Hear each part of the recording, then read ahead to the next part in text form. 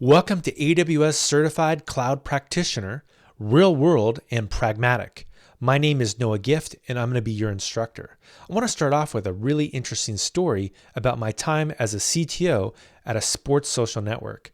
We were very fortunate to have Brett Favre, a famous NFL quarterback, do a post on our platform.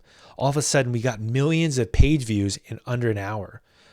Unfortunately, our AWS cloud configuration was not the best. We had elasticity problems and fault tolerance problems.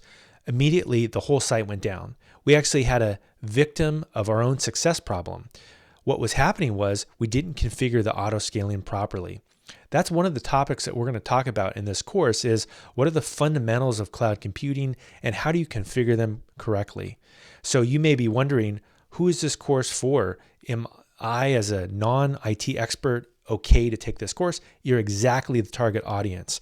This course is really designed for people like product managers, salespeople, non-IT professionals, and students in universities. Maybe you're starting in a data science program. This course is designed to teach you the fundamentals even if you're not an IT expert. Let's go ahead and get started.